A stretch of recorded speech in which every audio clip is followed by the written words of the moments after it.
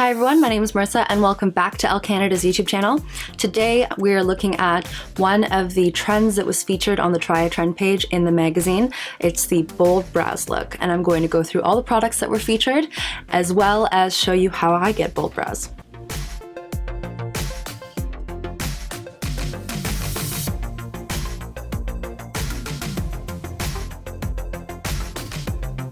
First product I'm going to talk to you about is the Benefit Brow Zings. This is in medium. It comes with a nice mirror, a waxy dark brown color, and then a more taupey brown powder. Tweezers are obviously great for plucking out some stray hairs. Then the flat brush is great for taking some of that wax and putting it where you want the most concentration of pigment, because the wax will attract the powder and allow it to cling much better than just the powder alone. And then I'd apply the powder with the angled liner brush. The combination of the wax and the powder is really great for anybody who has sparse areas that they really want to fill in and have stay all day. The next products featured on the page were mechanical pencils. I have two here. This one's the Brow Beater by Urban Decay, and this is the Smashbox Brow Tech Highlight Stick in Gold Shimmer. I'm going to start with the Brow Beater. I love the mechanical pencil for brows because you can really take the fine nib and take just a small amount of product and draw individual hairs. It's a little bit more of a lengthy process, but I swear it looks so natural. The other side of the pencil also has a spoolie, which is absolutely indispensable when you're doing your brows. I think it's important to comb them out, comb all the product out. If you had some foundation or concealer in your brows beforehand, and then it also helps to blend the color. Now onto the Smashbox pencil, which has the exact same format as the Urban Decay one, a twist up pencil on one side and then the spoolie on the other. But this is a highlighter and it's a shimmery gold. I didn't really understand how to use it at first, but in the magazine they suggested for blondes to just run it through and then brush it out, and it gives a really beautiful shimmery iridescence to the eyebrows, which is so on trend right now. If you're a brunette like me, what you can also do is put a little bit at the arch of the eyebrow and just blend it in with your finger, and that'll give you an instant highlight. This is the Dior Powder Eyebrow Pencil, and I thought this was really good to include because the most conventional way of filling in your eyebrows is with an eyebrow pencil, and this one is really different from the old school pencils, which I find sometimes are hard or waxy and don't have really great pigment and are maybe a little bit inconsistent. But this one is so creamy and it's smooth, it just glides on, and it's very easy to blend with the included spoolie. It also comes with a sharpener. This is a conventional sharpener that can be used with any of your other eye pencils, and it also has a little toothpick-like stick that helps to get all the clogs out, and it's built right into it. So it's really great that they included the sharpener with the pencil.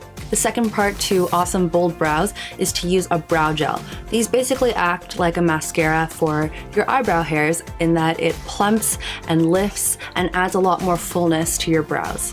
This is the YSL Couture Brow, and I like it because it's a tinted brow gel. It's really light and airy, but the gel will set and it'll hold your eyebrows in place all day. This is great for people who have really long eyebrow hairs. Next, I have the Clinique Just Browsing Brush On Styling Mousse, and a mousse is good because it adds a lot more volume than a gel will. So for anybody who has very sparse eyebrow hairs but they really want to play them up, you can use this, and it has a tiny, tiny little wand that'll be really great for getting all those little hairs that you might have missed. Then I have another tinted brow gel. This is the Urban Decay Brow Tamer companion to the Brow Beater, and it's more of a longer wand than the Brow Couture, but same gel type formula that will really help to hold those eyebrow hairs in place all day. So I'm going to show you how I fill in my brows. I'm going to take the Urban Decay Brow Beater. I like to start with the arch of the eyebrow, just drawing in really fine hairs, which is what these pencils are really good for. Same with the arch. Then I'm going to just draw really fine strokes and build towards the front of the brow. Always drawing in the direction of the growth of the hair.